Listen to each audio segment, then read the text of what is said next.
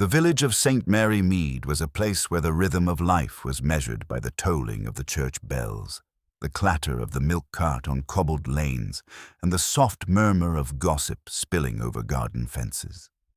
At this time of year, the air was fragrant with the scent of pine and freshly baked mince pies, and the crisp chill of early December encouraged cozy gatherings by warm fires. Yet, for all its calm, St. Mary Mead was about to experience a disturbance that would ripple through its genteel tranquility like a pebble tossed into still water. It began at the weekly Christmas Bazaar, held in the grand, slightly drafty village hall. Festooned with strings of holly and twinkling lights, the hall was a riot of color and activity. Children's laughter mingled with the soft hum of conversation among villagers as they examined the displays. Handcrafted wreaths, jars of preserves, delicate hand-knitted scarves, and a particularly fine collection of glass ornaments, each one more intricate than the last. Miss Marple, knitting quietly in a corner near the tea urn, observed everything with her customary gentle scrutiny. She was aware of the usual village dynamics. Mrs. Price's fidgety habit of arranging her stall at odd angles, Mr. Fincher's competitive air over the quality of his marmalade, and the subtle tension between young Emily Barton and her cousin, Geoffrey Mallory. Each face, each gesture, each whispered comment spoke volumes to her. To the casual eye, Miss Marple seemed simply to be an elderly lady enjoying her knitting. To Miss Marple, the world was an open book, and she read it one expression at a time. The bustle continued in cheerful disorder until the mayor, a rotund man with a ruddy complexion and a fondness for ribboned waistcoats, stepped forward to open the event officially. He raised a hand for silence, announcing the start of the ornament raffle. At that moment, the door at the far end of the hall opened, and a tall figure stepped in. A stranger, not of the village, whose presence immediately drew the eyes of several curious attendees. His coat was long and black, his hat pulled low over a shadowed brow, and he carried a small parcel wrapped in plain brown paper. Miss Marple's keen eyes noted his manner, the careful, almost measured steps, the slight stiffness of his shoulders, and the way he glanced around as if cataloguing each person's position before making any approach. A subtle unease touched the air, not the sort one could place a finger upon, but perceptible to those sensitive to the undercurrents of behavior. Miss Marple's lips pursed slightly, and she murmured under her breath, "Now there's someone who doesn't quite belong. Curious, very curious." Before she could consider the matter further, a shrill scream echoed from the far side of the hall. Conversations halted abruptly, and all eyes turned toward the sound. Near the stalls, a young woman was clutching her hands to her mouth, her face pale and frightened. Mrs. Price, ever dramatic, gasped audibly. "It's Mr. Hastings!" someone cried. Miss Marple rose slowly, setting her knitting aside and edged toward the commotion. The crowd parted reluctantly, revealing the scene. Mr. Hastings, a somewhat portly gentleman known for his meticulous care of the village church's decorations, lay sprawled across the floor beside the stall displaying the glass ornaments. His eyes were wide, fixed in shock, and a faint trickle of blood stained the corner of his mouth. One of the glass ornaments, a particularly exquisite hand-painted sphere, had shattered near him. "Someone fetch the doctor!" called the vicar, his voice quivering slightly despite his usual calm demeanor. Villagers fumbled to obey, a mixture of panic and curiosity spreading rapidly. The mayor shuffled forward, looking every bit as flustered as one might expect of a man faced with calamity on his ceremonial stage. Miss Marple, however, noted details others overlooked. The broken ornament had not caused the injury that Mr. Hastings bore. The fragments of glass lay in a neat, almost deliberate pattern, untouched by the spill of blood that had pooled at his side. She observed the direction of his fall, the faint scuff on the floor where his shoe had caught, and the curious expression in his eyes. Not pain, but astonishment and confusion. It was as if he had seen something unimaginable in the briefest of moments before collapsing. As the doctor arrived and knelt beside Mr. Hastings, checking for signs of life, Miss Marple remained calm. Her eyes swept the hall. There was the stranger in black, now standing stiffly at the rear, observing the scene with a quiet intensity.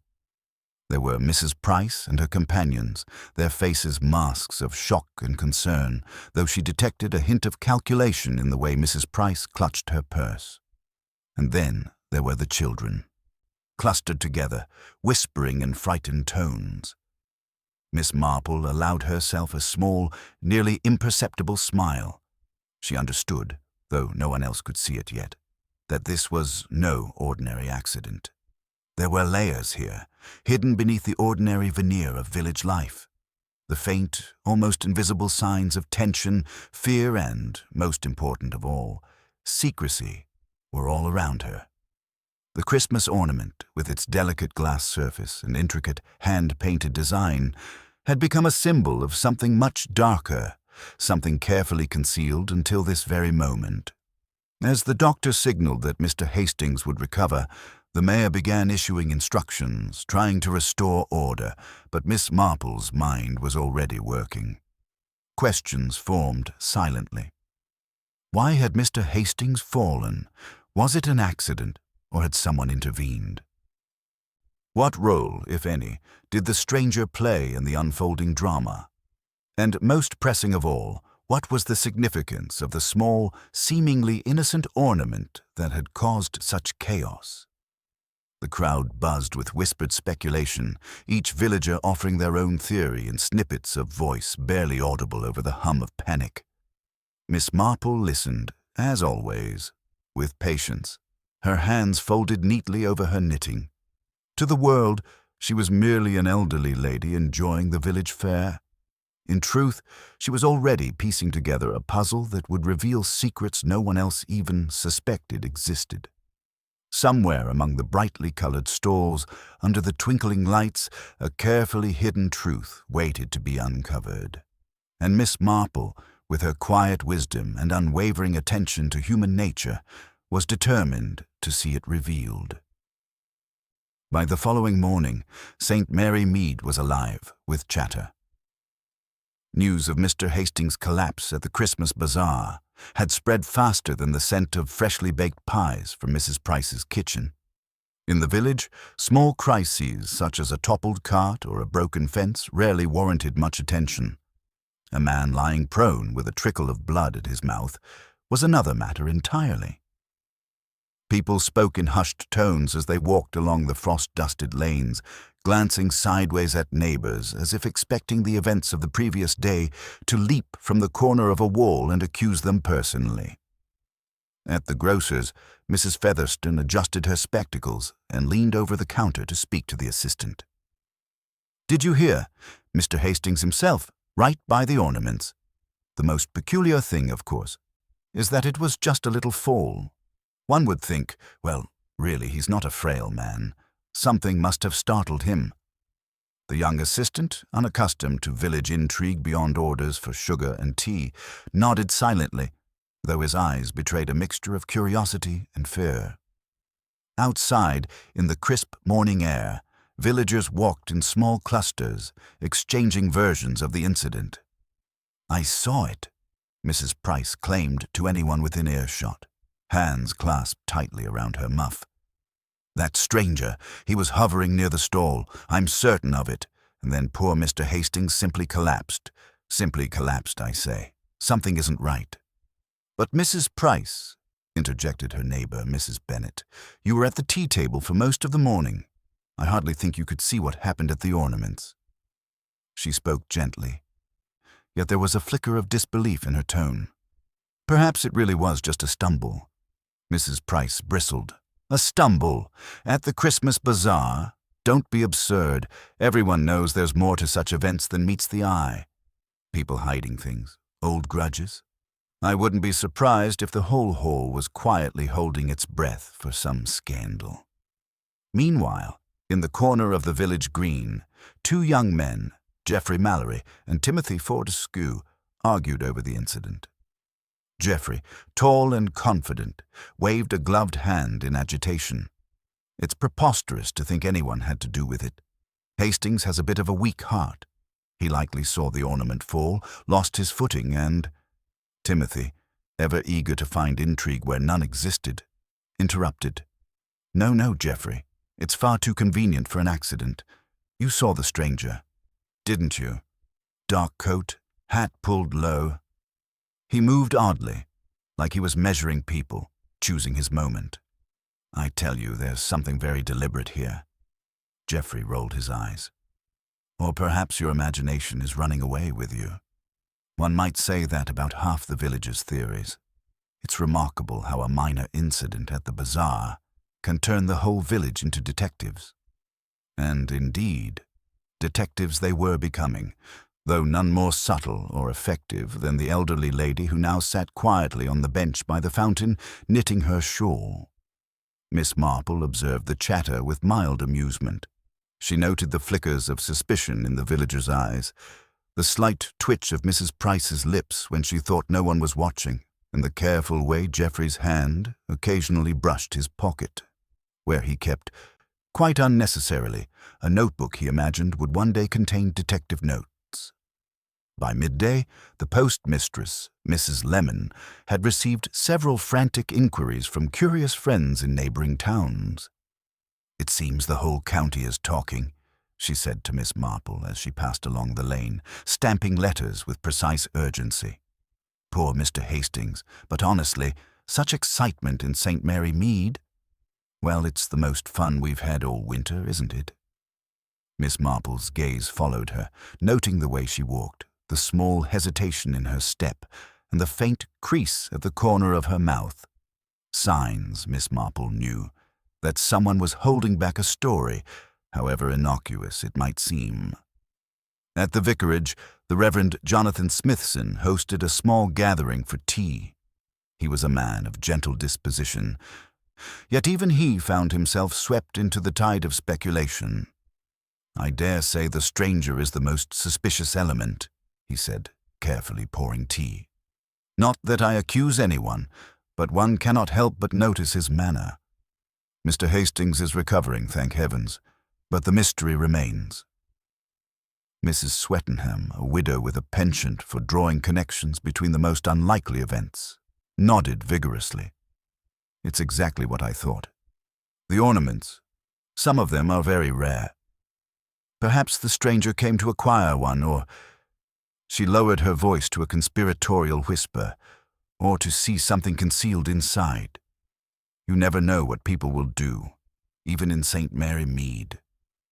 Miss Marple, seated quietly near the window, listened without comment. The women, oblivious to her attention, shared tales of imagined motives, jealousy over the bazaar's competition, a dispute over the church's finances, the old feud between families long thought reconciled. Children were mentioned as secret witnesses, minor servants as potential accomplices, and the stranger as an agent of some larger, unexplained scheme. In truth, the most fascinating thing to Miss Marple was not the story itself, but the way it evolved. Each person added a layer, a hint of conjecture, a fragment of bias. Villagers who had once laughed together now exchanged suspicious glances, their theories growing more elaborate by the hour. Even the simplest comment, "Did you see him trip?" could transform into a complex narrative involving sabotage, hidden grudges, and clandestine meetings. By late afternoon, the village square had become a theater of conjecture. Shopkeepers paused in doorways to relay their observations, postmen muttered in corners, and children, sensing adult anxiety, whispered darkly about ghosts and mischief. Miss Marple strolled slowly along the lane, her sharp eyes cataloguing each reaction.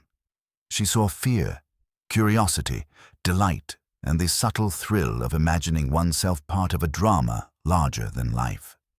Yet beneath all the gossip and speculation, Miss Marple perceived the faint, elusive truth.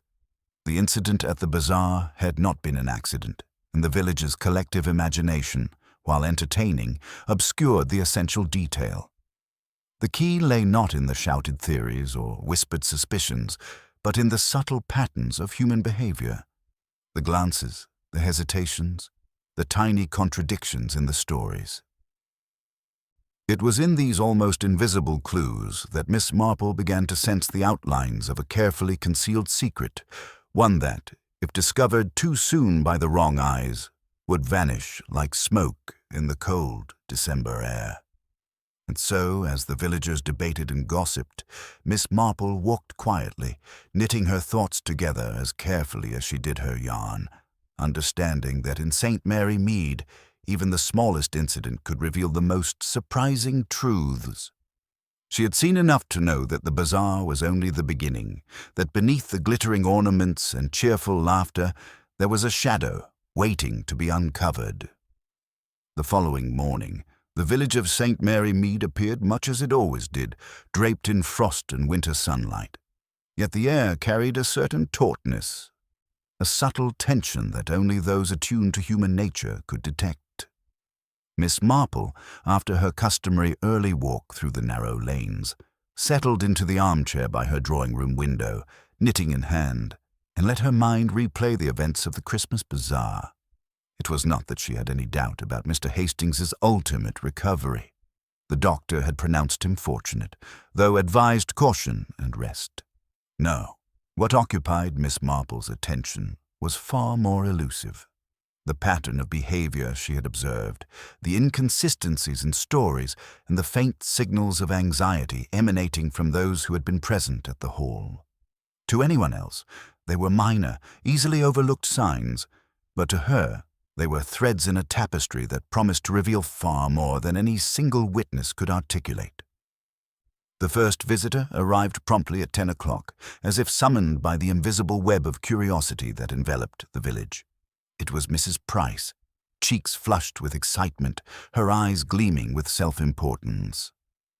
"Oh, Miss Marple," she exclaimed, dropping heavily into the armchair opposite. "I simply must tell you what I've deduced overnight. There's something about that stranger. It's quite undeniable. I've barely slept thinking about it. One does wonder, could he have been here for the ornament? Or perhaps—" Miss Marple inclined her head slightly, allowing Mrs. Price to ramble without interruption. She noted, as always, the little tells. The tapping of Mrs. Price's fingers against her purse, the rapid blinking, the careful way she kept her hat angled toward the light. "Indeed," Miss Marple said softly. "That is an interesting thought, but, my dear, do you think it could be something far less obvious? Sometimes the simplest explanation, hidden beneath all our assumptions, is the one that matters most." Mrs. Price looked puzzled, her enthusiasm momentarily dampened. Miss Marple's quiet voice, devoid of judgment, encouraged reflection rather than argument. This was, in truth, a method she often employed, to let the villagers' own minds, colored by their biases, edge closer to the truth without realizing it. Later, Miss Marple visited the village hall to speak with Mr. Hastings himself. He was seated comfortably in the rector's study, a shawl around his shoulders, pale but alert. He recounted the incident with careful attention to the facts, uncolored by speculation. "I remember the ornament falling," he said slowly, "and then, it's difficult to describe. There was a sudden pressure, a sort of realization that something was amiss. I felt dizzy and collapsed, but I cannot say why. I only know that I have no recollection of striking the floor violently. It was sudden." Miss Marple listened attentively, nodding. She asked gentle, almost offhand questions about the placement of the stalls, the sequence of events leading up to the fall, and any odd behavior noted among those present. Each reply was weighed carefully, each pause and hesitation noted. It was not the spoken words alone that guided her, but the silent truths between them. Next, she spoke with a stranger, who introduced himself with a polite, measured bow. He was Mr. Theodore Blythe, a dealer in fine ornaments and curiosities, traveling occasionally between counties. He explained that he had come to St. Mary Mead for reasons entirely unconnected to the bazaar, a private commission concerning a rare glass ornament, commissioned by a collector who preferred discretion. Miss Marple's eyes, keen and unflinching, observed his demeanour. His hands were steady, his tone precise, and yet there was a slight hesitation when he mentioned the ornament that had shattered near Mr. Hastings. "Curious," she murmured to herself later, "how a single item can draw attention even when unrelated." But she made no outward note of this, for such subtle observations were best stored in the quiet recesses of her mind, to be retrieved when the puzzle demanded. Over the course of the day, she visited several other villagers who had been near the ornament stall.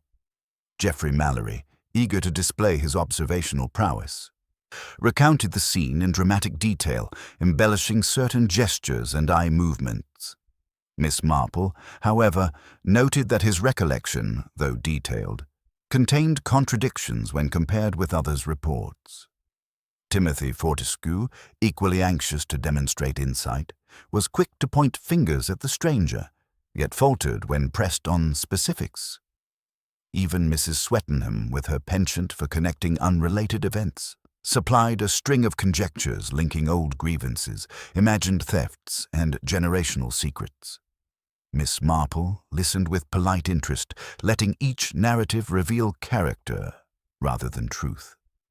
It was not the stories themselves that mattered. It was the human nature behind them, the guilt, the pride, the fear, that hinted at hidden motives and concealed truths. By evening, Miss Marple had begun to piece together an outline of relationships and tensions. She observed that Mrs. Price's dramatic tendencies masked a keen awareness of the village's social hierarchies. Geoffrey and Timothy, both young and ambitious, were eager to be seen as perceptive but often allowed imagination to override fact. Mrs. Swettenham, though seemingly scatterbrained, had a sharp memory for small slights and details that others disregarded. Even the stranger, courteous and composed, held a subtle tension, not in malice but in careful attention to his surroundings, and, most importantly, Miss Marple noted what no one else did: the slight irregularity in the ornament display, a detail dismissed by all but herself. One of the spheres had been turned slightly, its painted pattern facing the wall rather than the crowd. It was not enough to suggest wrongdoing, yet it was a minor anomaly, a single thread in a larger tapestry that would later reveal the connections of motive and opportunity. Returning home, Miss Marple settled by the fire, her knitting resting on her lap. She reflected on the day's observations, reviewing the subtle cues and contradictions she had noted. The village, with all its gossip, speculation, and misjudgments, provided a rich tapestry of human behavior. In time, these threads would reveal the truth. Yet, as she sipped her tea and watched the flames flicker, Miss Marple understood one certainty: the incident at the bazaar was no ordinary accident. The outward confusion, the whispers of the villagers, the misaligned ornament, they were all parts of a puzzle, a carefully hidden secret that would demand patience, attention, and the quiet, understated scrutiny she alone could provide. Miss Marple's eyes, reflecting the glow of the fire, held the calm determination of a mind already at work. In St. Mary Mead, where the surface seemed peaceful and ordinary, the currents of human nature were deep and ever-shifting, and she, with all her subtlety, was prepared to follow those currents wherever they might lead. By midweek, the Christmas Bazaar incident had taken on the air of a full-fledged scandal. St. Mary Mead, usually governed by quiet routines and gentle social observation, was now swept up in speculation and official investigation. The constable, a diligent but conventional man named Sergeant Cook, had arrived from the nearest market town to oversee the inquiries. With him came a young constable eager to demonstrate competence, though perhaps unseasoned in the subtleties of village life. Sergeant Cook was efficient and direct, favoring method over intuition. "We need to identify a suspect," he announced at the village hall, standing before a cluster of anxious villagers. We'll start with anyone who had reason to wish Mr. Hastings harm or whose actions were out of the ordinary at the bazaar." The villagers exchanged glances, the air buzzing with nervous excitement. Geoffrey Mallory, ever keen to display perceptiveness, stepped forward immediately. "It is obvious," he declared, "that the stranger, Mr. Blythe, had both the opportunity and the motive. He was near the ornaments, measuring the stalls, observing Mr. Hastings. I saw him myself, lingering suspiciously." Timothy Fortescue, quick to support his friend's pronouncement, nodded vigorously. "Exactly. And if you consider the way he reacted when the ornament fell," he hesitated, "didn't alert anyone. Clearly, he had some plan. I'd stake my word on it." Miss Marple, seated quietly at the rear of the room, listened without interruption. She observed the confident gestures, the rapid nodding, and the faint flush of pride that colored both young men's cheeks. These were not criminal tells, but human ones, signs of self-importance and the desire to impress rather than evidence of wrongdoing. She made a mental note. Meanwhile, Mrs. Price whispered conspiratorially to the vicar, "Of course, one must consider personal grudges, Reverend. Mr. Hastings has always been meticulous with church decorations. Perhaps someone envious of his influence, or of the ornament collection itself, decided to make a statement." The vicar nodded politely, though his expression remained measured. He clearly appreciated the concern, but was uncertain how to separate gossip from fact. Miss Marple's gaze swept over the group. It was remarkable how quickly suspicion could multiply when the ordinary rhythm of life was interrupted. The police began questioning the attendees systematically. Each villager described what they had seen, their recollections filtered through a mixture of memory and imagination. Some mentioned the stranger, others recalled a stumble near the ornament stall, and a few claimed to have seen nothing at all. Sergeant Cook listened carefully but preferred statements that pointed to direct actions or motives. He was practical, a man of clear cause and effect. By the end of the afternoon, the sergeant had arrived at a preliminary conclusion. The stranger, Mr. Blythe, was to be treated as the prime suspect. His presence at the bazaar, coupled with his profession as an ornament dealer, seemed sufficient evidence to warrant scrutiny. The police advised him to remain in the village until further inquiries were completed. Miss Marple, of course, expressed no outward objection. She noted, however, several details the police did not consider. The stranger's calm composure, the absence of malice in his expression, and the precision of his movements. These were signs not of guilt, but of careful observation, perhaps professional habit. To her, they hinted at innocence rather than culpability, though she did not speak until the proper time.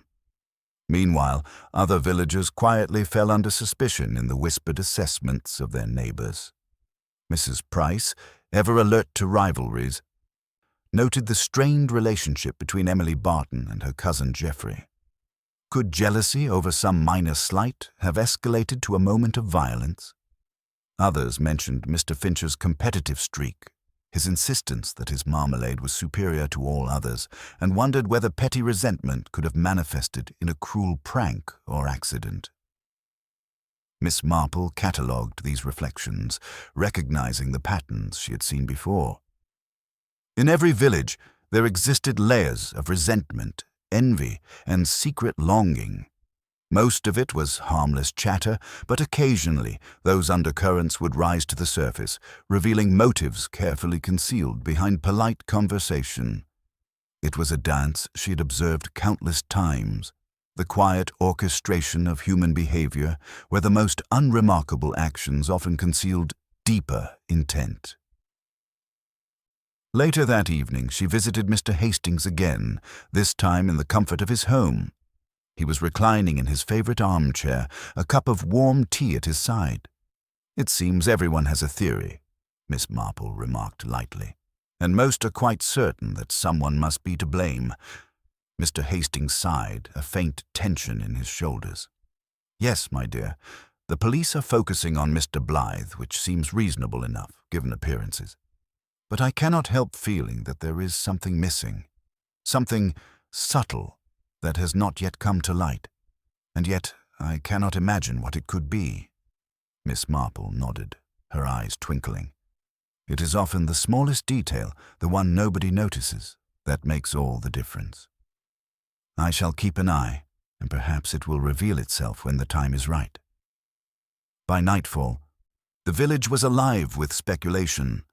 Fires burned in hearths, the scent of Christmas cakes wafted from kitchens, and conversations circled around the mystery of the bazaar. Neighbors whispered in doorways, children giggled over imagined detectives, and even the postmistress's letters to friends in other towns contained fanciful conjectures. Miss Marple, seated quietly with her knitting, reflected on the day's developments.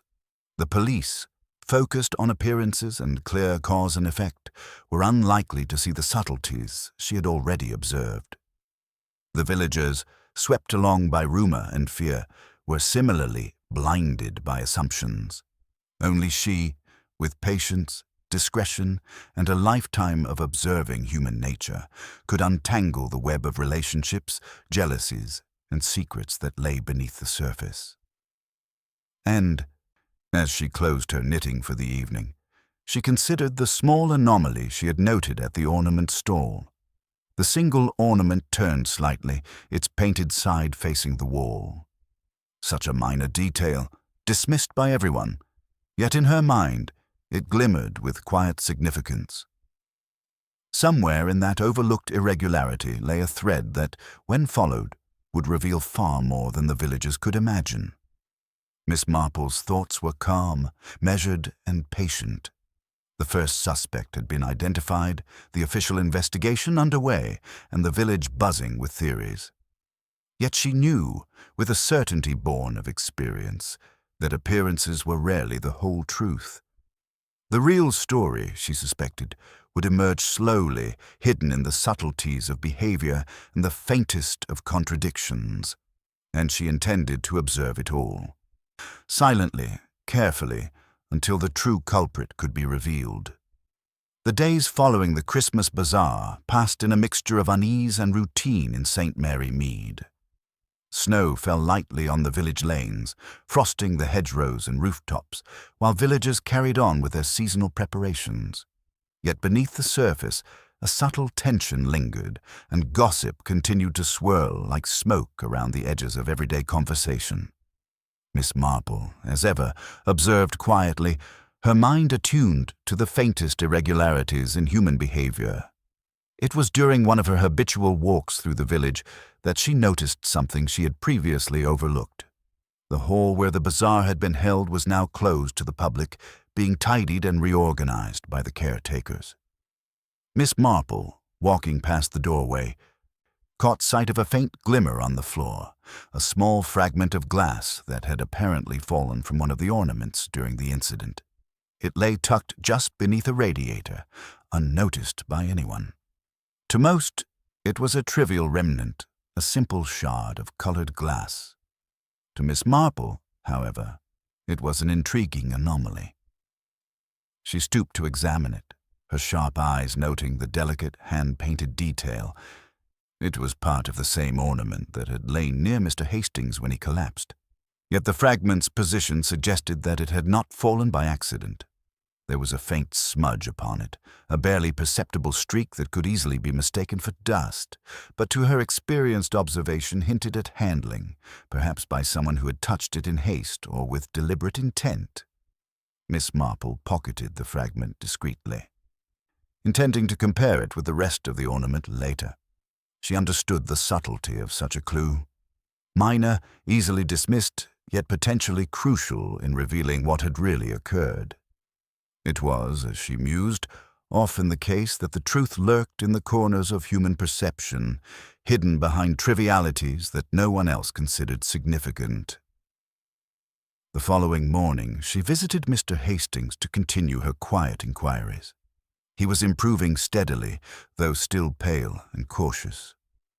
"You look remarkably well today," she remarked, settling into a chair beside his armchair. "Though I suspect the incident has left more than just a physical mark. The mind, as much as the body, bears the memory of such shocks.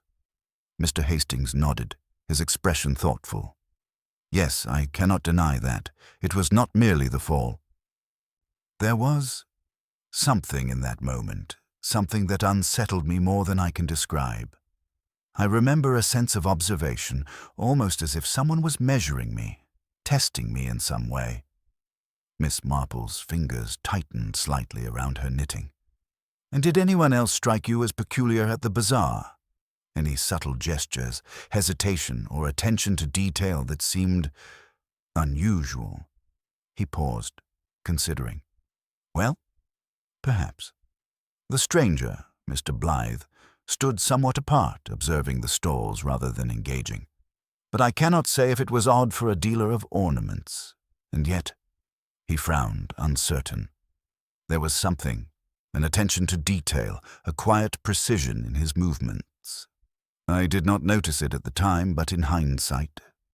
Miss Marple inclined her head ever so slightly. Yes, hindsight has a way of clarifying what the moment obscured. She allowed a pause, letting the words settle. Sometimes, Mr. Hastings, the key to an event lies not in what is loud and dramatic, but in what is quiet, subtle, and easily overlooked. Later that day, she paid a visit to the vicarage, where Reverend Smithson had invited her to tea. The Reverend, ever courteous, was anxious to discuss the situation in detail. Miss Marple noticed, as she entered, that the vicar's hands fidgeted with a small envelope he held tightly. I received this morning, he said, placing it on the table. It was found tucked behind the ornament stall after the bazaar, presumably overlooked in the initial cleanup. Miss Marple examined the envelope. Inside was a small note, written in a careful hand. Not all ornaments reveal their story at first glance. Look beyond the surface.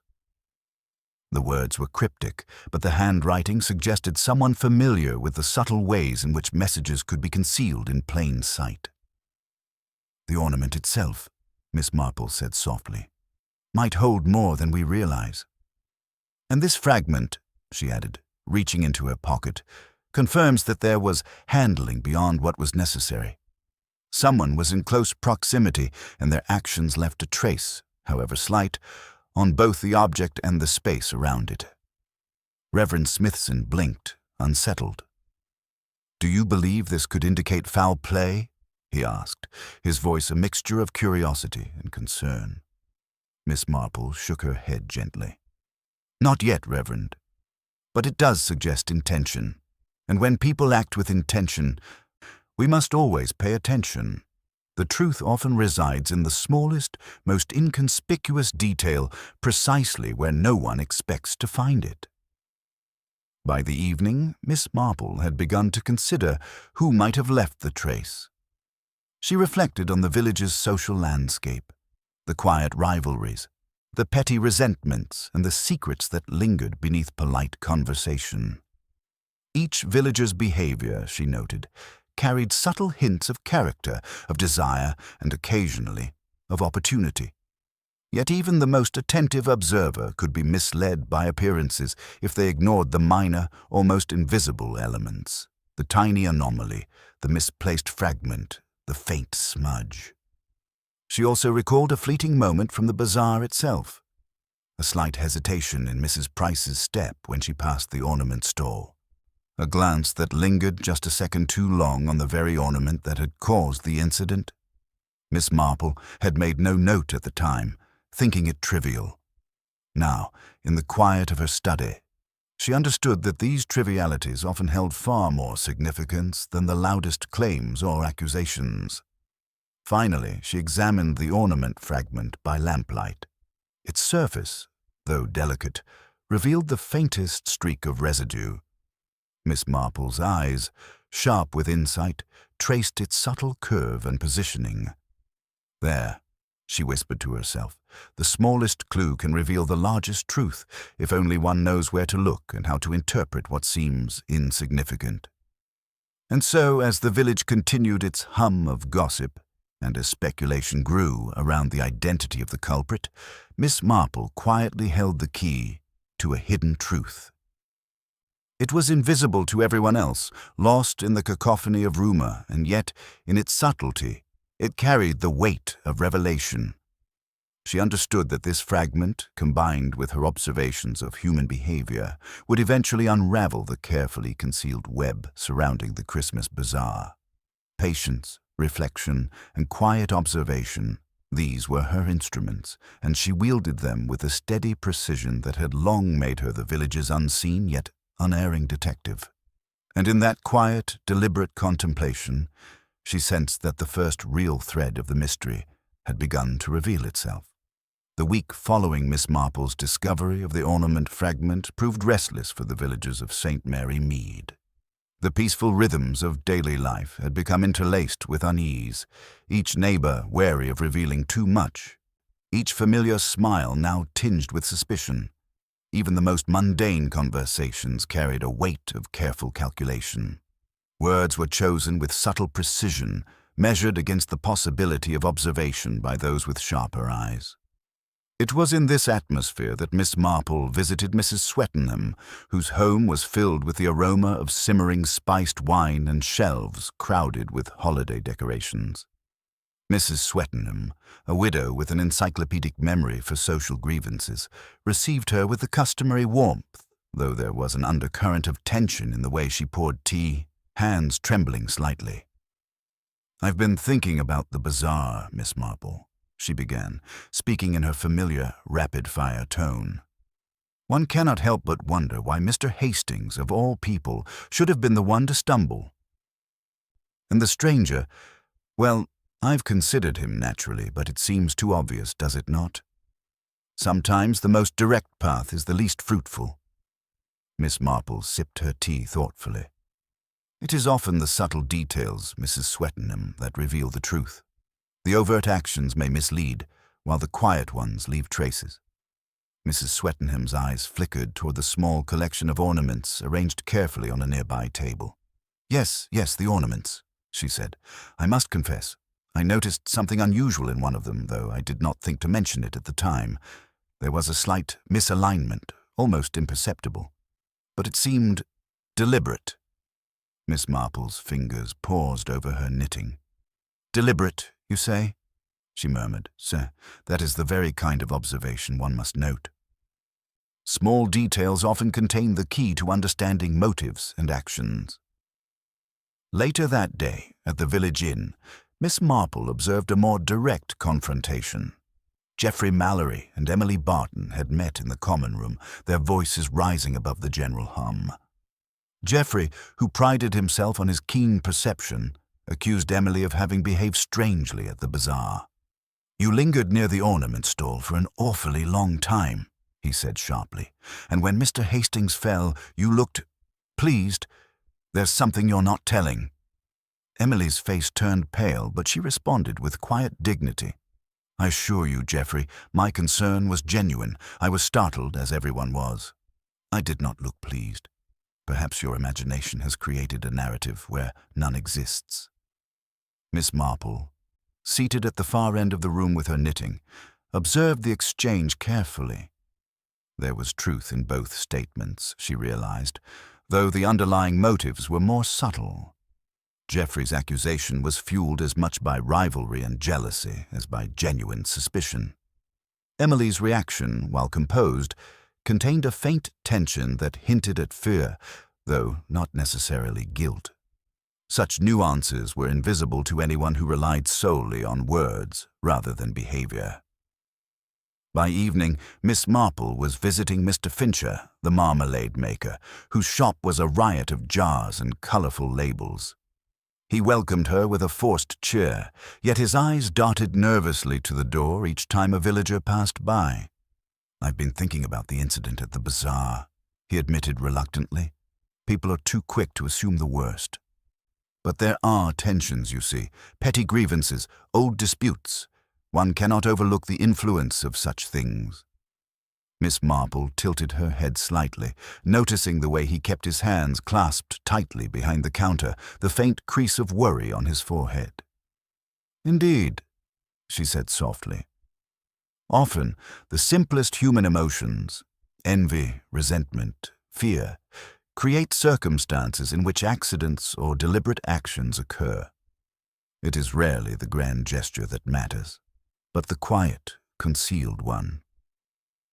She spent the remainder of the day visiting other villagers.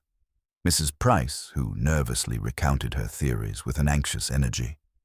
Timothy Fortescue, whose insistence on linking the stranger to the incident bordered on obsessive.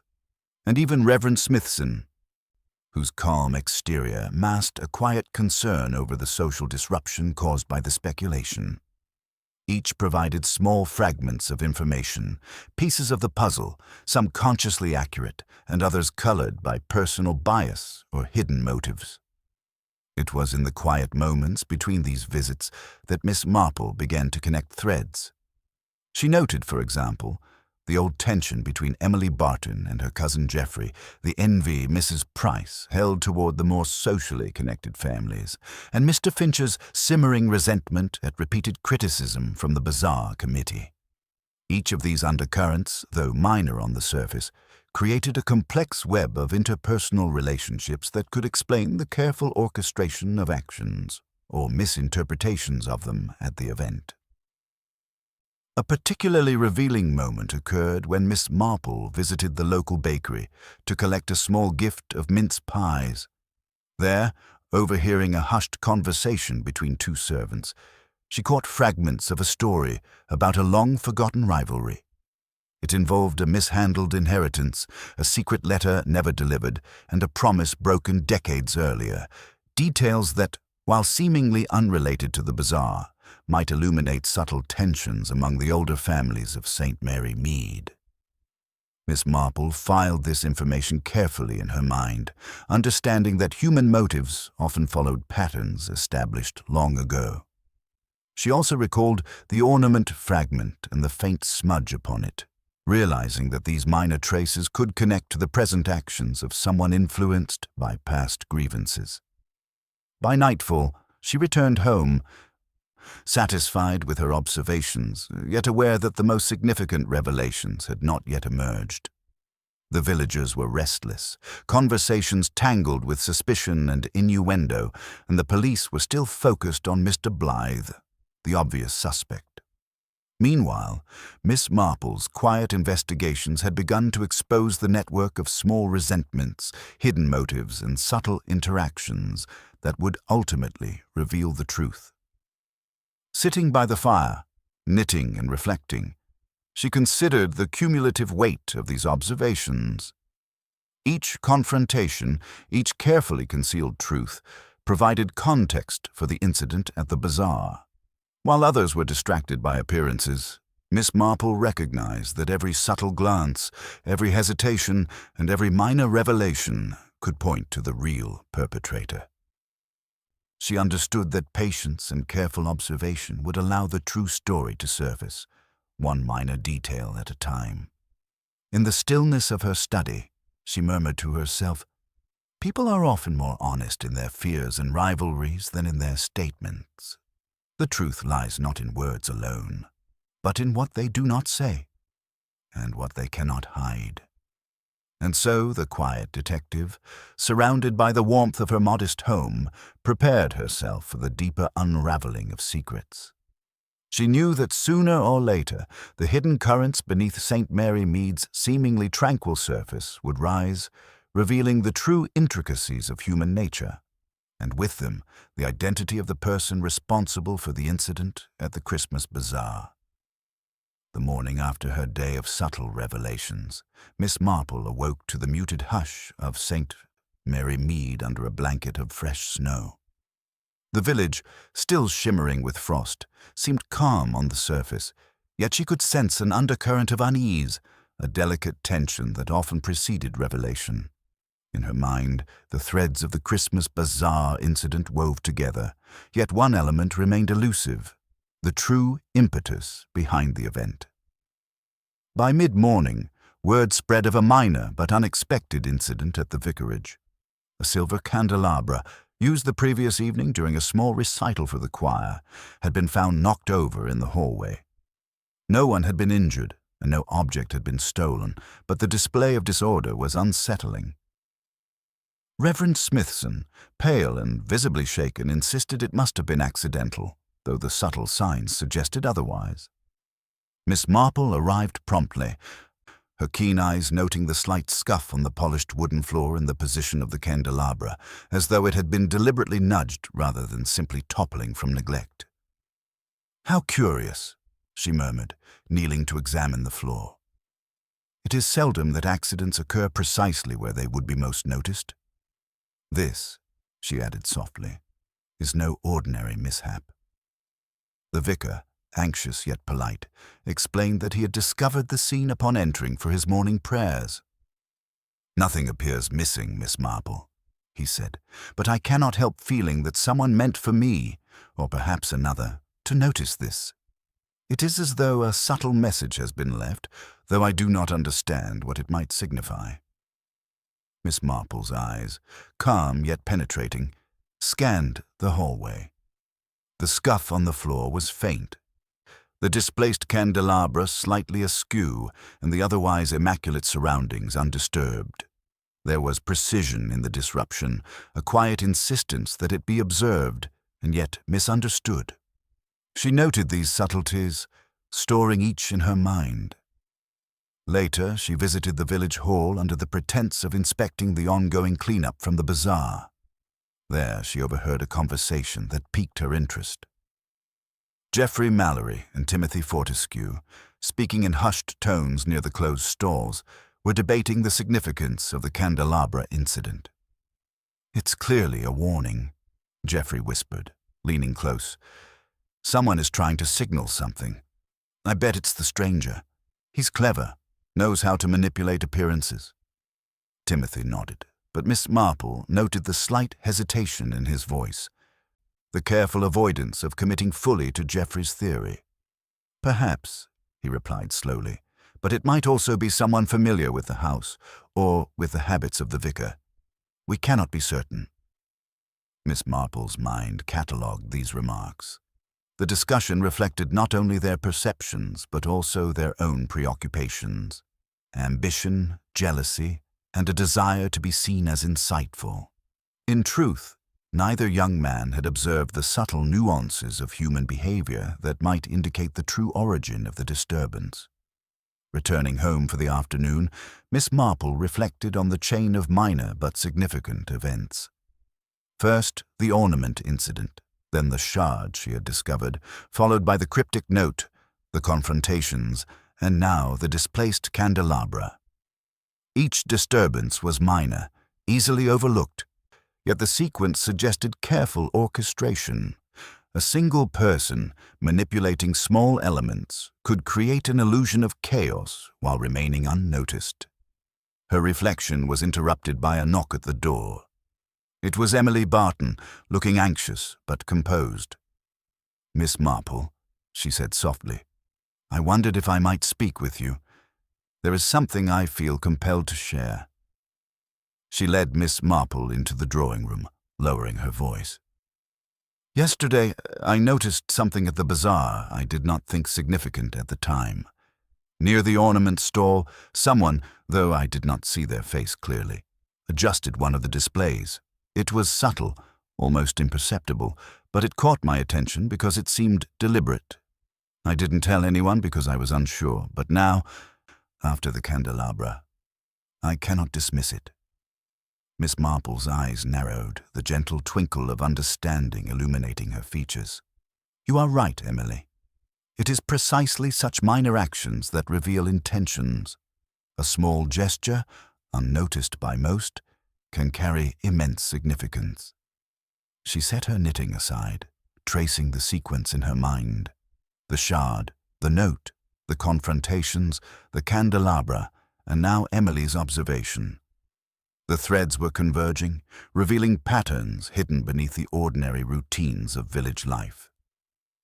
The next morning, as Miss Marple walked past the edge of the village green, she noted another subtle sign: footprints in the snow, leading toward the hall but diverging just beyond the entrance. They were faint, a careful step here, a slightly hesitant shuffle there, suggesting the presence of someone moving deliberately, avoiding detection. She crouched briefly to observe, noting the tread in the direction but made no outward comment. Such small observations were the currency of her craft, hidden from all but her discerning eyes. By afternoon, a minor rumor had begun circulating in the village. A package had gone missing from the post office earlier that week, only to be found hidden in the back room of the general store. No contents were stolen, yet the incident, coupled with the ornament fragment and the candelabra, suggested a growing pattern of subtle manipulations, each intended to mislead or intimidate. Miss Marple observed the villagers' reactions carefully. Geoffrey and Timothy were quick to link each new anomaly to the stranger, while Mrs. Price, though anxious, seemed increasingly aware that her assumptions were insufficient. Even Mr. Hastings, though recovering physically, remained puzzled by the sequence of events, unsure of what connected them. As evening fell, Miss Marple returned home, reflecting on the increasingly complex web of minor disturbances. Each act, no matter how trivial, was a deliberate signal, a carefully placed hint. The person responsible understood the villagers' tendencies, their assumptions, and their eagerness to see obvious patterns where none existed. She smiled faintly to herself, aware that the real perpetrator was watching from the shadows, confident in their manipulation, yet unaware that someone had observed each subtle movement, each faint trace. Patience, discretion, and careful deduction would soon reveal the truth.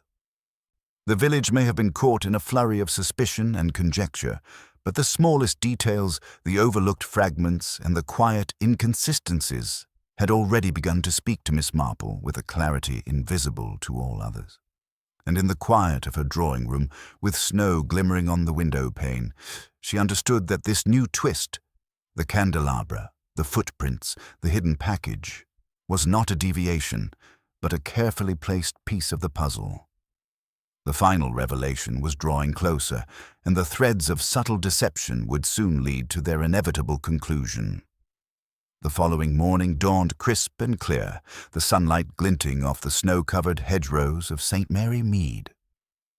Miss Marple moved through the village with her customary calm, her mind attentive to each faint irregularity, each unspoken glance.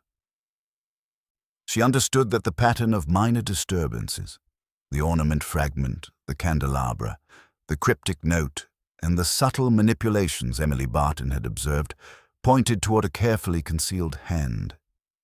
Yet to be certain, she would need to observe the person most likely to have orchestrated them all. Her thoughts returned to Mr. Blythe, the stranger and immediate suspect. While the villagers and police were convinced of his guilt, Miss Marple's observations suggested otherwise. The man's careful movements, his calm composure, and the precision of his actions were inconsistent with the impulsiveness and petty resentment that typified someone likely to cause the bizarre incident deliberately. Nevertheless, she recognized that he was aware of being observed, and that very awareness could be used to provoke a revealing reaction. Miss Marple's plan, simple yet elegant, involved inviting Mr. Blythe for tea in her modest sitting-room, under the pretense of cordial hospitality. The invitation was framed as an opportunity to discuss the village and the upcoming Christmas festivities with no mention of suspicion or investigation. She knew that human nature, when confronted with subtle suggestion and careful observation, often revealed more than words alone could convey. When Mr. Blythe arrived, he carried himself with the ease of a professional accustomed to polite society, though there was a faint tension in his posture, the subtle alertness of a man aware he was under scrutiny. Miss Marple greeted him warmly, offering tea and a plate of small cakes. "I thought it might be pleasant to speak of ordinary matters for a change," she said, her voice gentle yet measured. He accepted, though his eyes were cautious. "A most kind invitation, Miss Marple.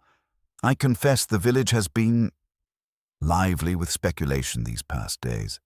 One cannot help noticing that people are eager to form conclusions." Miss Marple smiled faintly. "Indeed, Mr. Blythe, and often those eager to conclude are less aware of what has truly occurred. The truth, as I have found, reveals itself in subtle gestures, small hesitations, and the careful interplay of observation and reaction. She allowed a pause, pouring tea with deliberate slowness. Mr. Blythe's eyes flickered toward the ornament fragment she had placed on the side table. It was an innocuous placement, meant to draw attention without suggestion. He shifted slightly, the faintest lift of his brow betraying a subtle surprise, though he spoke nothing. "You know, I have been considering the incidents at the bazaar," Miss Marple continued casually. "The candelabra, the ornament, such things may seem trivial, yet they hint at intention. Some actions, though unnoticed by most, carry messages. One can almost read them if they watch carefully enough." Mr. Blythe's fingers drummed lightly against the edge of his teacup. "You are very observant, Miss Marple. I've often found that small details escape notice, yet they contain far more than people assume." "Quite so," she murmured. Her gaze, soft but unwavering, lingered on him as she added, "And it is remarkable how people respond when they believe their actions are invisible. Sometimes, a minor gesture reveals more than the grandest claim ever could." The conversation drifted to inconsequential village matters, the arrangements for the remaining bazaar decorations, the upcoming carol service, and the intricacies of local social rivalries. Yet Miss Marple's attention was never divided. She observed every subtle shift, the fraction of hesitation before he answered, the brief tilt of the head, the micro-expressions that flitted across his otherwise composed demeanor. At length, she placed a small ornament on the table between them, deliberately aligned with the fragment she had earlier recovered. Its painted surface glinted in the afternoon sun. "This ornament," she said lightly, "appears harmless enough. Yet if one knew its history, they might treat it differently. Sometimes objects hold secrets, not through what they are, but through what they reveal about the hands that handled them." Mr. Blythe's eyes followed the ornament, his fingers brushing the rim of his teacup.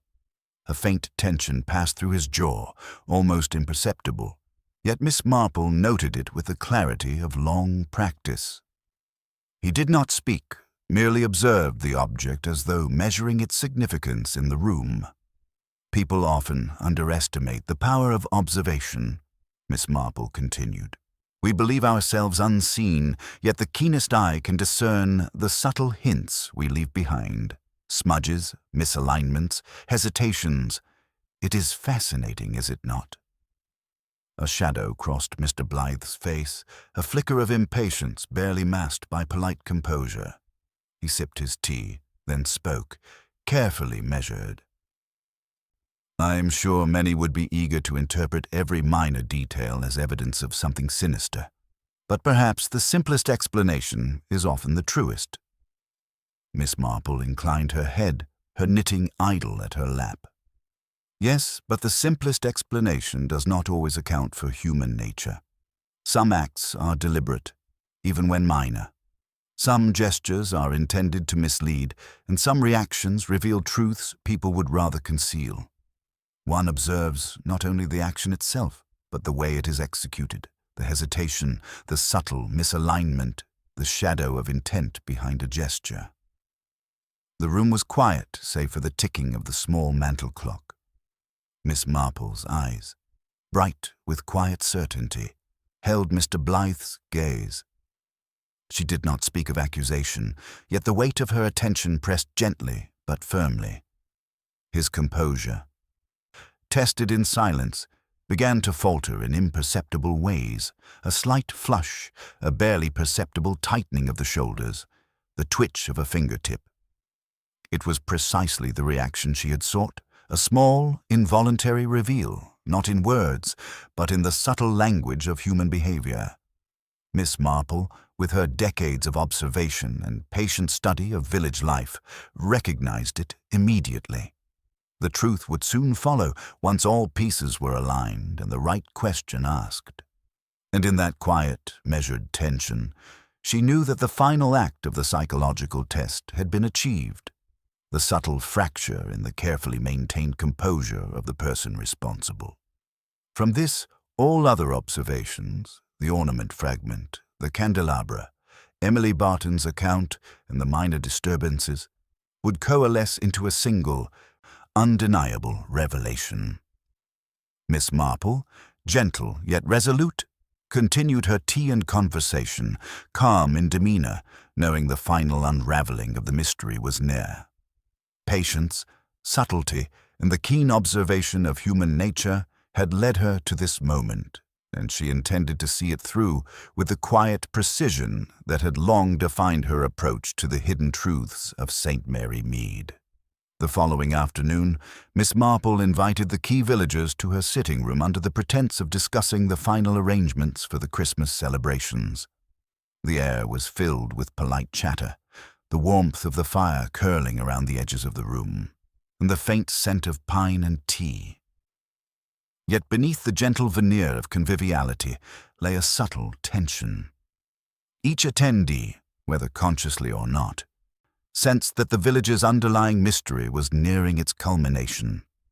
Miss Marple, seated in her usual chair with her knitting resting idle across her lap, allowed the room to settle before speaking. "I believe," she began softly, "that we have been examining a series of events which, though they appeared trivial or coincidental at first, are in fact connected by the deliberate actions of one individual. It is often the case, as you all know, that the smallest details reveal the most profound truths." A hush fell over the room. Mr. Hastings, pale but recovering, glanced nervously at Emily Barton and Geoffrey Mallory, while the vicar fidgeted slightly, hands clasped tightly in his lap. Even Mrs. Price, usually eager to offer conjecture, paused, sensing that Miss Marple's words carried weight beyond simple observation. "The Christmas Bazaar," Miss Marple continued, "was an event that many enjoyed without incident. Yet the placement of certain objects, the sudden fall of Mr. Hastings, and the seemingly minor disturbances, the shard of the ornament, the candelabra, the cryptic note, are not random.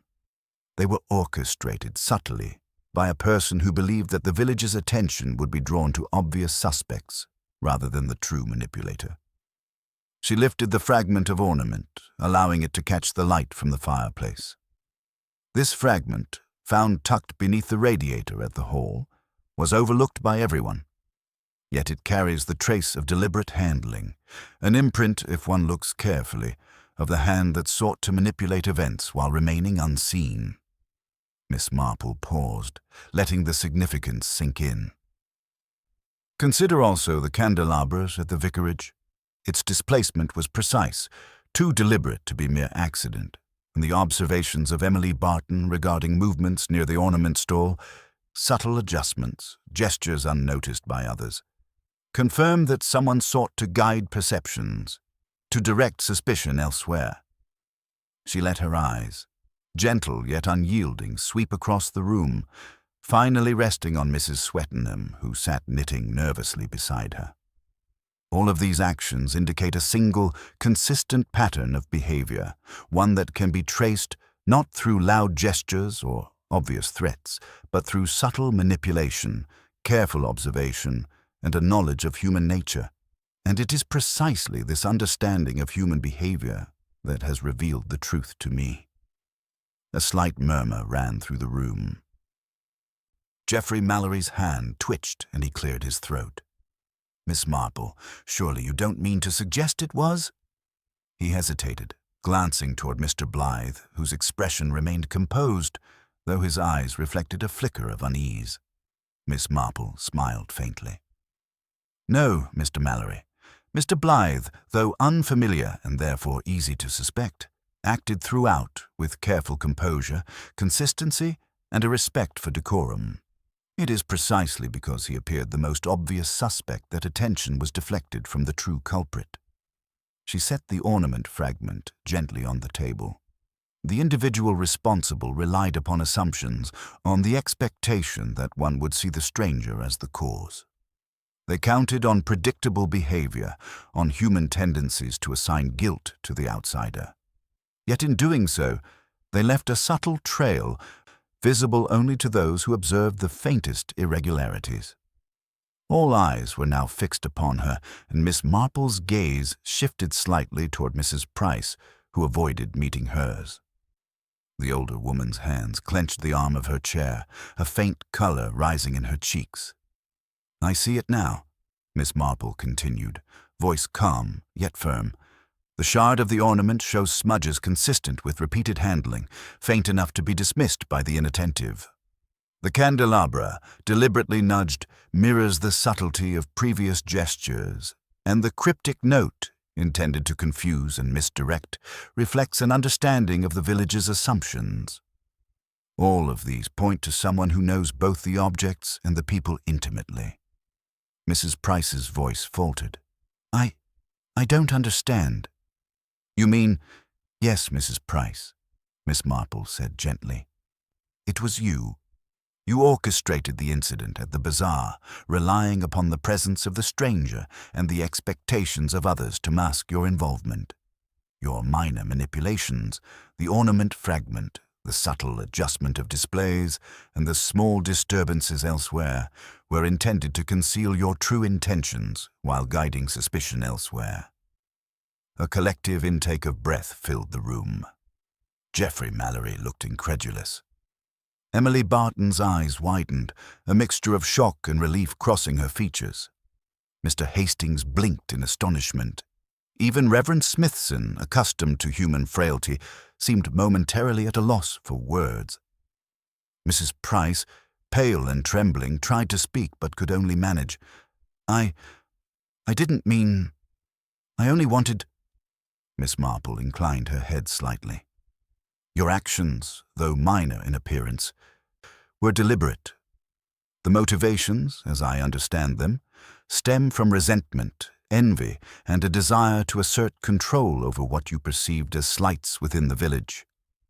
You relied upon subtlety, on the assumption that no one would notice the faint traces of your presence in the ornaments, the candelabra, and the small misalignments throughout the bazaar." She continued, methodically recounting each clue, linking them in sequence. The shard, the note, the candelabra, Emily's observation, and the footprints in the snow. Each trace, each minor irregularity, was a deliberate act intended to conceal the truth, yet even the smallest actions leave marks, and it is those marks that have revealed the full picture. Mrs. Price's shoulders sagged, the tension leaving her body as the inevitable acknowledgement settled. "I suppose. I cannot deny it," she whispered, voice barely audible. "I thought I could manage it, that no one would notice. But I underestimated the subtlety of your observation, Miss Marple." Miss Marple's eyes softened, her voice gentle. "We all make choices, and human nature is rarely simple. Yet it is through careful observation, patience, and attention to the smallest details that we understand the true motives behind actions. You need not fear further consequences. Understanding and acknowledgement are often more important than punishment in revealing the lessons hidden in our behavior." A deep silence settled over the room, broken only by the ticking of the mantel clock. The villagers, once anxious and suspicious, now understood the full complexity of the incident. The apparent chaos of the Christmas Bazaar, the minor disturbances and the cryptic notes, all of it had been orchestrated by someone seeking to control perceptions and manipulate assumptions. Miss Marple, through quiet observation and gentle psychological insight, had unveiled the truth with the patience and precision that only decades of experience could yield. And in that quiet, reflective moment, the village of St. Mary Mead collectively acknowledged the subtle genius of the woman who had seen what others had overlooked, connecting the hidden traces of human behavior into an unerring revelation of truth. The snow continued to fall softly over St. Mary Mead, settling on rooftops and hedgerows, transforming the village into a quiet, almost ethereal landscape. Yet beneath this wintry calm, life began to resume its usual rhythms. Shops reopened, the postman resumed his rounds, and children returned to sledding down the village green. To a casual observer, it was as if the disturbances of the past weeks had never occurred, but the villagers knew otherwise. At the heart of the village, Miss Marple walked along the familiar paths, her eyes ever watchful, noting the subtle changes in behavior that had rippled through the community. People greeted one another more cautiously, their polite smiles tinged with awareness. The revelation of Mrs. Price's actions at the bazaar had unsettled many, not just because of the incident itself, but because it reminded them that even the most familiar neighbors were capable of hidden manipulation. Miss Marple's first visit was to Emily Barton, who greeted her at the door with a mixture of relief and lingering unease. "I still cannot quite believe it, Miss Marple," Emily said softly, inviting her inside. "To think that all this time we were looking in the wrong place entirely." Miss Marple settled into the chair by the hearth, allowing the firelight to play across her features. "It is a common error, Emily," she said gently. "The obvious suspect often distracts us from observing the quieter, subtler truths. People's motives are rarely as transparent as we wish, and even the smallest gestures can conceal much larger intentions." Emily nodded, absorbing the calm wisdom in Miss Marple's words. "I suppose it is a lesson in patience and careful observation. And yet, one cannot help feeling uneasy, knowing that someone we thought harmless could act in such a way." "Human nature," Miss Marple said with her characteristic quiet certainty, "is a mixture of kindness, pride, resentment, and ambition. We all carry contradictions, and sometimes circumstances bring the darker ones to the surface. The important thing is that understanding these tendencies helps prevent harm and allows us to respond with calm discernment rather than panic." Word of the revelation had reached the vicar, Reverend Smithson, who invited Miss Marple to tea the following day. As she entered the vicarage, she noted the careful arrangement of the furniture, the newly polished floors, and the subtle signs of vigilance that lingered after the candelabra incident. Reverend Smithson greeted her warmly, though with the faintest shadow of lingering worry. "Miss Marple, it is remarkable how quickly things return to order, yet one cannot help but feel the tension still lingers," he observed. "Indeed," she replied, pouring herself a cup of tea. "Even when events are resolved, the knowledge that people are capable of subtle deceit leaves a quiet mark. It is part of living in a community, Reverend. Awareness does not breed fear. It encourages thoughtful attention and gentle discernment." She reflected on the villagers' collective reactions. Geoffrey Mallory and Timothy Fortescue, initially so certain of Mr. Blythe's guilt, now seemed humbled, their assumptions challenged by the revelation. Mrs. Swettenham, ever keen to observe, had returned to her careful monitoring of village life, though with a newfound respect for subtlety in human behavior. Miss Marple herself took quiet satisfaction in the restoration of normalcy, tempered by the understanding that beneath the surface of St. Mary Mead, undercurrents of ambition, envy, and pride would always remain. These undercurrents, when left unchecked, could lead to disruption, but they also provided endless opportunity for observation, insight, and reflection. She walked along the village green, noting children playing, shopkeepers arranging displays, and neighbors exchanging polite greetings. Each small interaction carried traces of personality, subtle shifts in tone or posture, a brief hesitation or a knowing glance. To Miss Marple, these were the footprints of human nature, evidence of the complexity beneath the surface of ordinary life. Returning home, she resumed her place by the fire, her knitting in hand but idle for the moment as she contemplated the events of the past fortnight.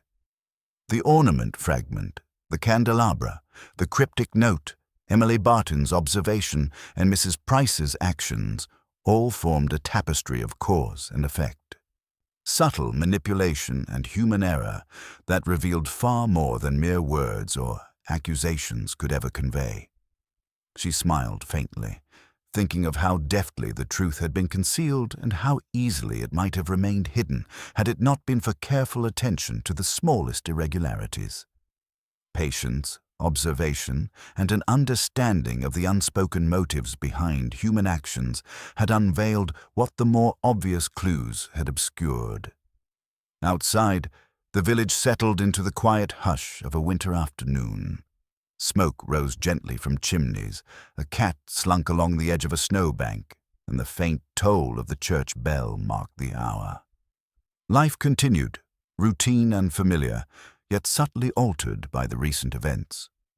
The villagers, now aware that even seemingly minor actions could conceal significant intentions, moved with a little more care, a little more thoughtfulness, and a cautious appreciation for the complexity of their neighbors. Miss Marple, serene and composed, allowed herself a final reflection. "It is remarkable," she murmured to the empty room, "how the smallest objects, the tiniest gestures, and the quietest of words can reveal truths that the loudest declarations might obscure. People are endlessly fascinating, and in their subtleties lie lessons for those willing to see." She glanced at the ornament fragment, now displayed safely on a shelf, its significance a silent testament to the events it had helped uncover. Even the minor disturbances, once overlooked or dismissed, stood as reminders that attention to detail, understanding of human nature, and gentle observation could illuminate the unseen patterns that guided behavior. As twilight fell over St. Mary Mead, the village resumed its quiet, predictable rhythms. The bazaar, the candelabra, the hidden manipulations, all became part of the shared story, recounted carefully in whispers and reflections. And Miss Marple, seated in the glow of her hearth, continued to observe the world with calm, knowing eyes, aware that the intricacies of human behavior would always provide both puzzles and insight. For in every gesture, every glance, and every secret held quietly in the heart, there remained a truth waiting to be discovered by those patient and observant enough to see it. And Miss Marple, as always, was quietly vigilant, ready for the next mystery that would test the limits of perception, patience, and understanding. Winter deepened in St. Mary Mead, settling into a rhythm as regular and comforting as the ticking of a grandfather clock. Snow blanketed rooftops, curling into delicate drifts along the hedgerows, and a hush seemed to descend over the village with every soft flake that fell. Yet beneath the apparent serenity, subtle changes persisted. Villagers walked a little more deliberately, exchanged greetings with a touch more formality, and observed one another with a cautious awareness. Miss Marple, strolling quietly through familiar streets, noted each nuanced interaction, as one observes threads weaving into patterns often invisible to the casual eye. The revelation of Mrs. Price's orchestration of the bazaar disturbances had left a lingering impression. While the immediate tension had dissipated, Miss Marple knew that the knowledge of hidden motives and human cunning had altered the village's social landscape. Conversations, once carefree and predictable, now carried an undercurrent of thoughtfulness, an awareness that even the most ordinary neighbor might act in ways both subtle and calculated. Miss Marple's first stop that morning was at the vicarage. Reverend Smithson welcomed her with the cordiality of someone relieved but still unsettled. "Miss Marple, it is a comfort to see you," he said, gesturing toward a chair by the fire. "Though I must admit, the village still feels different. People move more cautiously, and even I find myself reconsidering assumptions I would once have made without thought." "Indeed, Reverend," Miss Marple replied, settling herself comfortably. "The awareness of human complexity often leaves a mark, even when all is resolved. It is not fear, but a careful consideration that changes the way we interact. People are, at their core, both predictable and unpredictable, and the more closely we observe, the more we understand the subtle interplay of intention and action."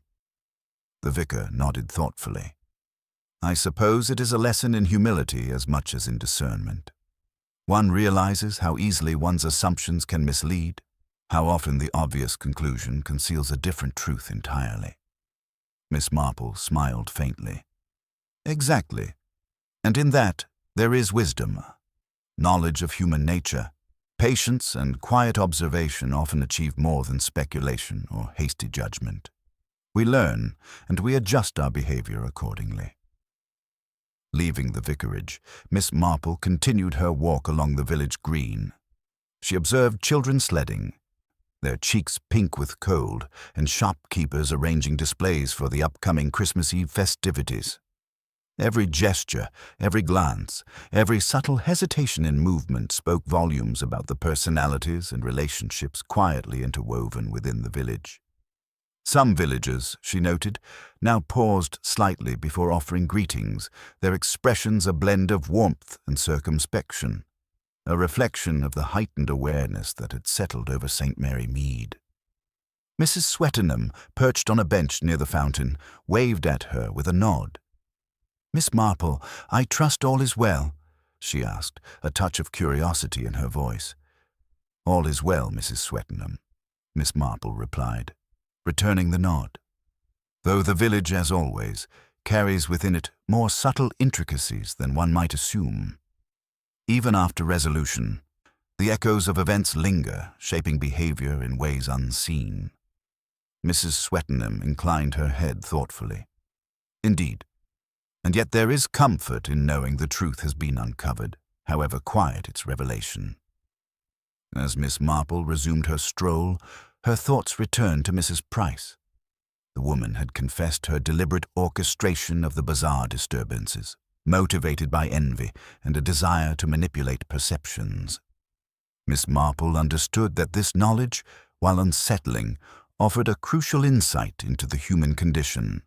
People act from a complex blend of fear, pride, and ambition, often in ways invisible to those around them. Recognizing these motivations, she reflected, allowed one to navigate social life with both caution and compassion. At home, Miss Marple settled by the fire, her knitting untouched for a moment as she reviewed the sequence of events.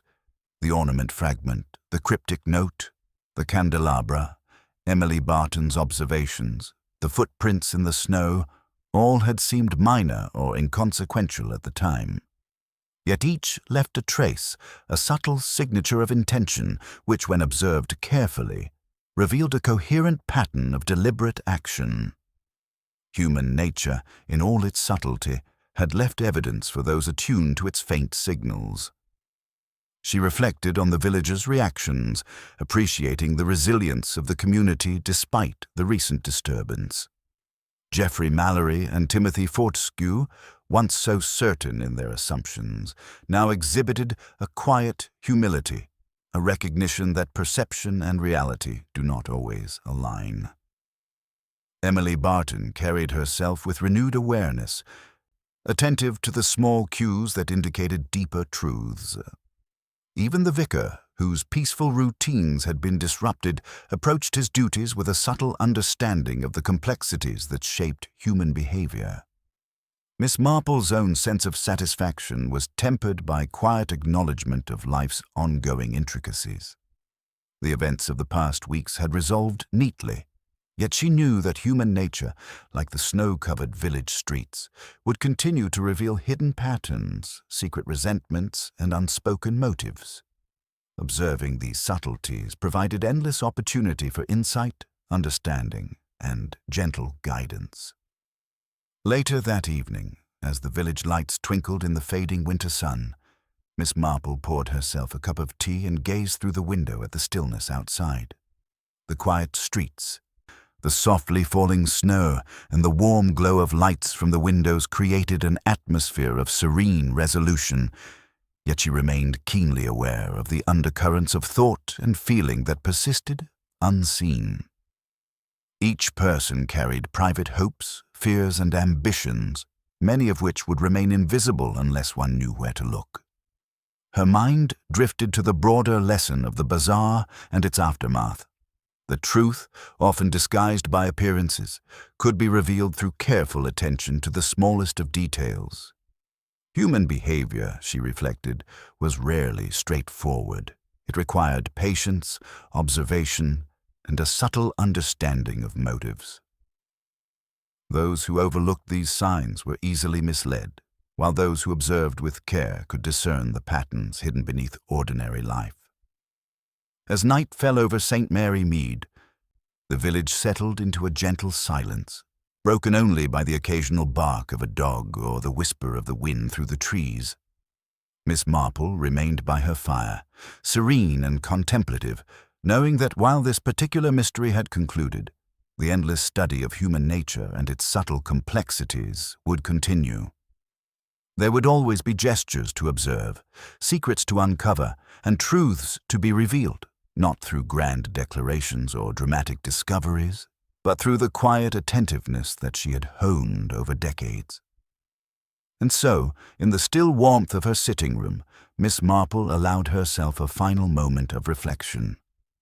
The Christmas ornament that had held a secret, the minor disturbances that had seemed trivial, and the eventual revelation of Mrs. Price's intentions all spoke to a single, enduring truth. Human nature is a landscape of subtle signals, small gestures, and hidden motivations, and it is only through patient observation that these truths can be understood. With the fire crackling softly and the snow settling outside, Miss Marple sipped her tea, content in the knowledge that once more she had guided the village safely through its hidden complexities, uncovering truths that others might have missed, and restoring the delicate balance of understanding in St. Mary Mead. Christmas Eve settled over St. Mary Mead with a calm serenity, the village illuminated by the soft glow of lanterns and candlelight. The air was crisp, carrying the faint scent of pine and wood smoke, and the snow-covered streets glimmered under the pale winter moon. Inside their homes, villagers celebrated quietly, the events of recent weeks already becoming stories to be recounted in hushed tones by the fireside. Miss Marple sat in her sitting room, a warm teacup in hand, her knitting resting beside her. The ornament fragment, once the key to unveiling a carefully concealed plan, now sat safely on the shelf, a silent reminder of how even the smallest details can hold immense significance. The village had returned to its familiar rhythm, though beneath the cheerful bustle lingered the subtle awareness of human complexity. She reflected on Mrs. Price's confession, the careful orchestration of minor disturbances, and the subtle manipulation of perceptions. While the revelation had caused shock and unease, it had also reminded the villagers of an essential truth. Appearances are often deceiving, and it is the quiet, patient observer who sees the reality hidden beneath ordinary life. Miss Marple smiled faintly at the thought. Throughout her long life, she had discovered that human nature is a constant mixture of pride, envy, kindness, and ambition, each manifesting in ways both predictable and surprising. In St. Mary Mead, she had seen it all, petty resentments, careful deceptions, and the profound capacity for both error and insight. The village was a microcosm of humanity itself, and in its subtle interactions lay endless lessons for those willing to notice. Beyond the window, the village seemed peaceful, almost untouched by the recent disturbances. Children played briefly in the snow, neighbors exchanged polite greetings, and shopkeepers finalized their preparations for the festive evening. Yet Miss Marple knew that beneath the surface, life continued in its quiet intricacies, each gesture, glance, and choice carrying meaning far greater than it might appear. She allowed herself a moment of contented reflection. Though the mystery had been resolved, the study of human behavior, of motives and intentions, would always remain a never-ending endeavor. The quiet art of observation, the patience to see beyond the obvious, and the wisdom to interpret subtle signs, these were the tools that had guided her to the truth and would continue to illuminate the hidden patterns of life in the village she so dearly loved. As the evening deepened and the village settled into a gentle stillness, Miss Marple sipped her tea and looked around her sitting room, noting the familiar comforts of home and the reassuring rhythm of life resumed. Outside, snowflakes fell silently, each one a tiny reflection of the infinite subtleties she had spent a lifetime studying. And so, in the warmth of her hearth, with the quiet village resting peacefully under the winter sky, Miss Marple allowed herself a final, contented thought, that even in the smallest ornament, the faintest gesture, or the quietest secret, there lies a story waiting to be understood by those patient enough to observe, and wise enough to discern the truth. For in St. Mary Mead, as in all of life, human nature continues to weave its complex, intricate patterns, and Miss Marple, ever vigilant yet ever gentle, would always be there to see them unfold.